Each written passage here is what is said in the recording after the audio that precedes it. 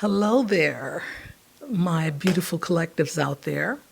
Welcome to my channel, Astro Cheryl, and this is your forecast for December 2025.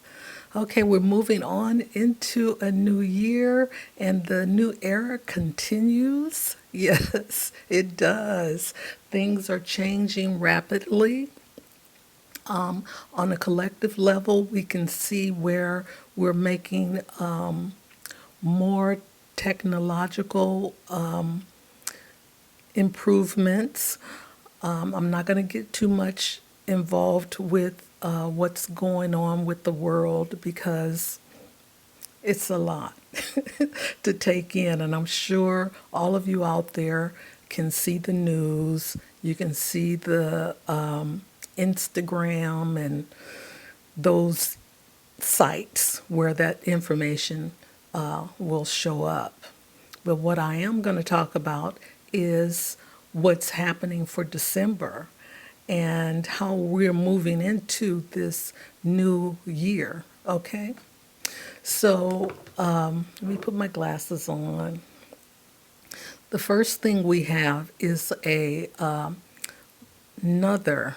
We had one last month, and we have one again in December. The super full moon, but this time it's in the sign of Gemini. Okay, and this is about your communication, all forms of it, and how you speak your truth. Okay, so just know things that are words or communication or how you convey information to others may no longer be serving you. And this is something that, we have to let go of. All right? So we have this super full moon on the 4th, okay? And it starts on the Pacific side at 3:14 p.m. And this is in like California area, okay? And on the 10th, Neptune stations direct at that critical degree of 29 in the sign of Pisces. And Pisces is a healing energy. It is a spiritual energy, and it's also the last sign of the zodiac. So it has a lot of possibilities for us to end some karmic cycles here. And this is the last time or the last pass that Neptune will be in Pisces. It'll be moving into Aries where there's a whole new cycle happening in 2026. Okay? So December, this month, is the last phase of our recalibration with Neptune stationing direct. Okay?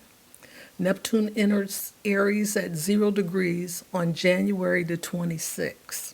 So this is going to be a whole new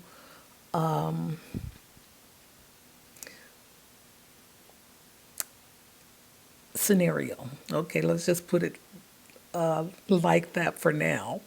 Okay, and on December the 17th, Mercury moves out of its shadow. It's been in retrograde in Sagittarius.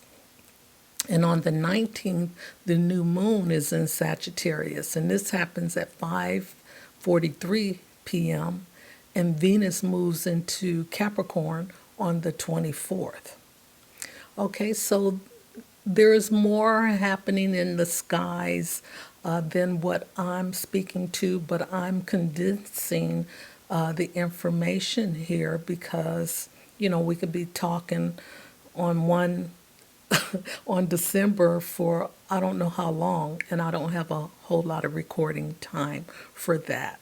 Okay, so just enjoy your experience no matter what that experience is, okay? Because this is all about growth and taking steps into change. And we all have to, you know, make a decision or make a choice as to whether we want to change or if we want to just sit in where we are comfortable. All right? So I'm going to see you on the other side. So be there. Hello to my beautiful Cancer collectives out there. Welcome to my channel, Astro Cheryl, and this is your monthly forecast for December 2025. We are moving, we are moving forward into a new timeline. All right, so I did the introduction, and I'm just going to jump into the forecast for you here, Cancer Rising. So we're going to start on the 4th. We have a super full moon, and this is happening at 13 degrees of Gemini in your 12th house of unconscious, of retreat, of karmic, of self-undoing, drugs, escapism, is all of this 12th house here, all right?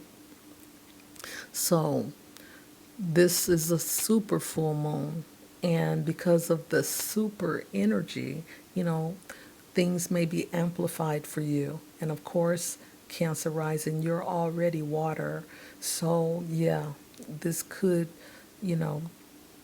make you feel very uncomfortable. But, it's all about growth. Okay, when you're uncomfortable, there's things being shaken up on the inside for you to be able to address and release. And because it's in your 12th house, this is an excellent time for you to get rid of things that no longer serve you, quick, fast, and in a hurry. Okay? And things that you didn't know that you were holding on to. You get to see all of that, okay? So during this full moon, your dreams, intuition, and inner life may be highly active, offering clues to hidden feelings or old patterns. Unresolved issues or insights may come to the forefront, giving you the opportunity for you to work through your feelings and release what no longer serves you. Okay, it's okay to feel vulnerable during this time.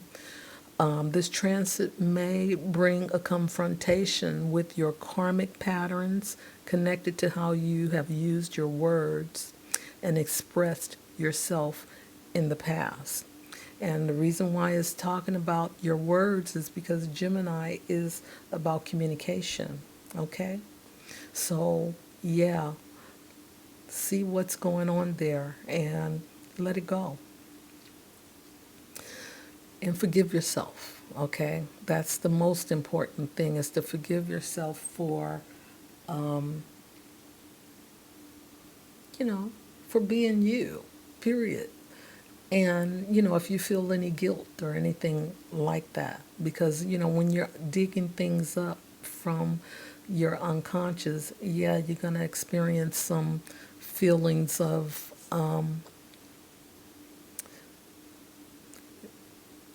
like you didn't do the right thing. But we do everything that we do, whether it feels right or not, to learn from the experience, okay? And as I said in the beginning, it's like try to enjoy, the good and the bad, because it's going to pass, and you want to try and be, vibrate at your highest as much as you possibly can so that you can, you know, elevate your consciousness and become, the person that you need to be in your life right now.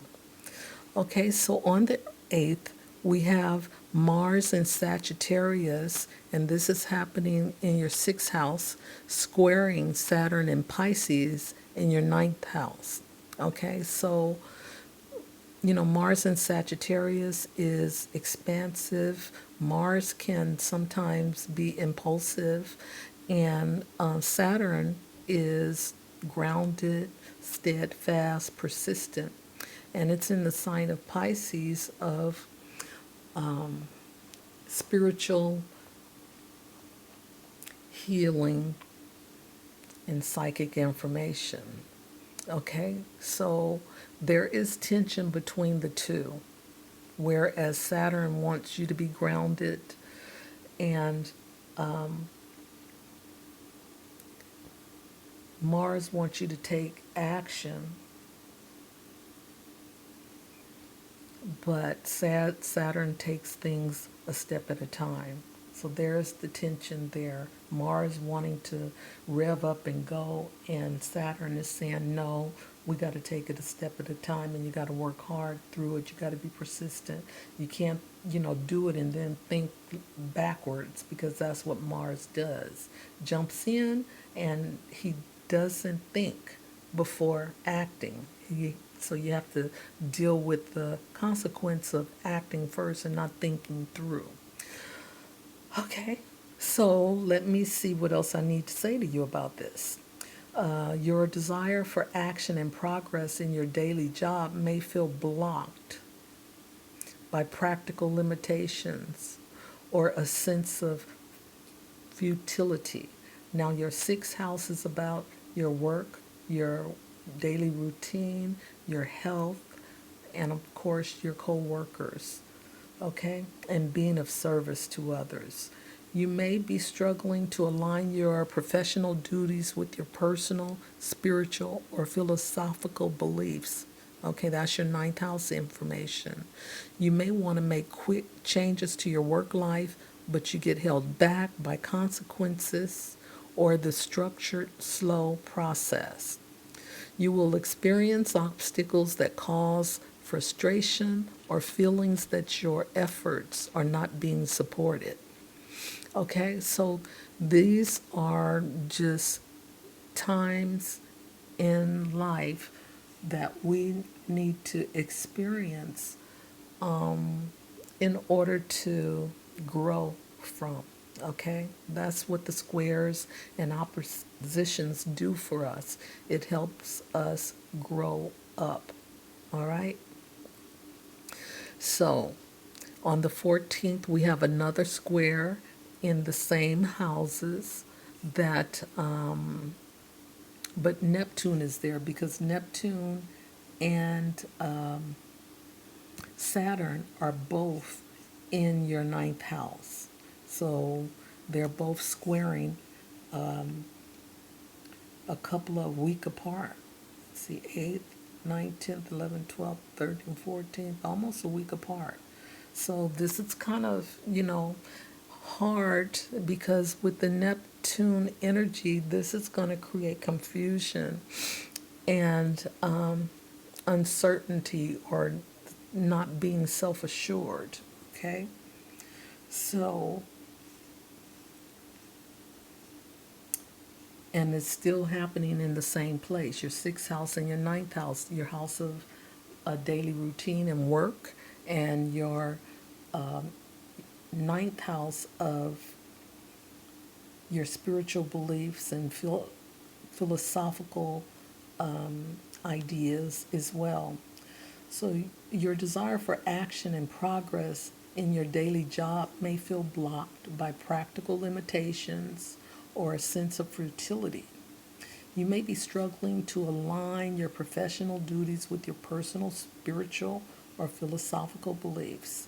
You may want to make, let's see, you may want to make changes to your work life, but you're being held back. And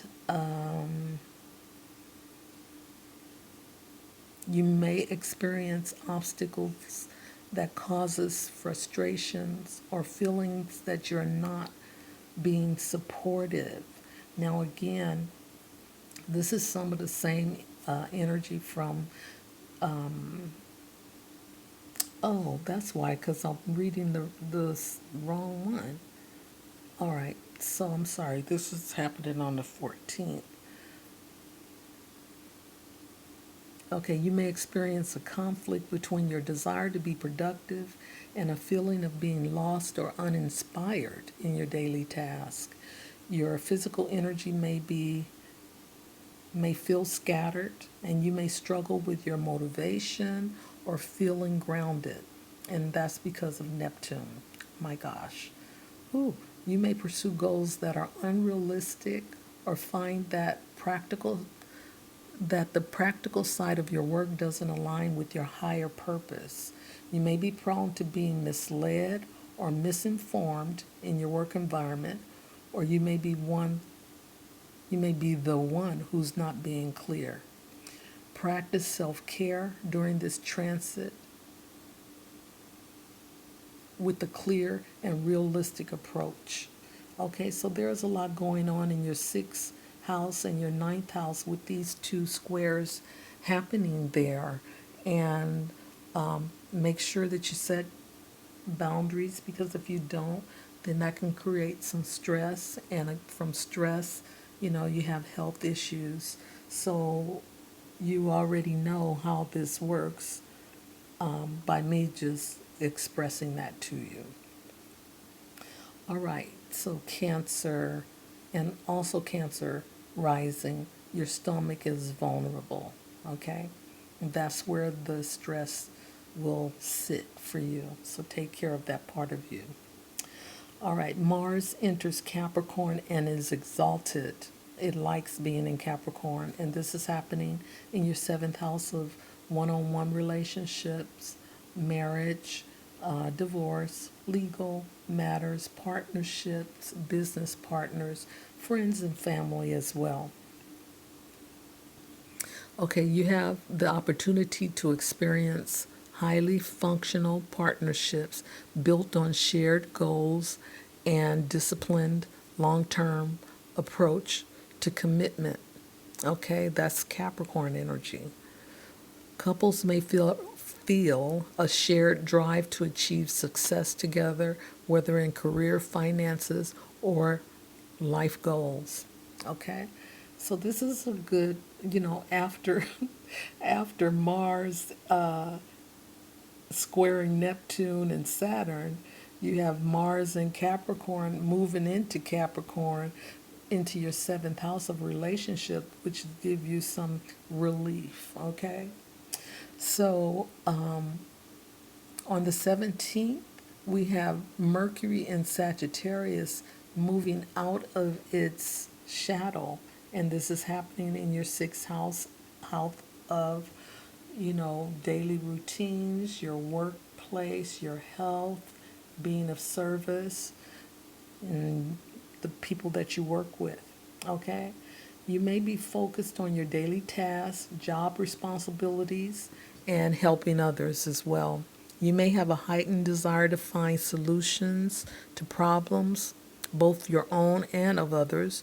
You might speak your mind more freely and with a focus on trust, but in a blunt manner. Sometimes Sagittarius is known for being straightforward and has a blunt tone to it. So don't take it personal, all right? All right, that is something Sagittarius has to work on. Now, on the 19th, we have a new moon at 28 degrees of Sagittarius, and this is happening in your sixth house as well. Okay, so this new moon is a powerful time to set your intentions.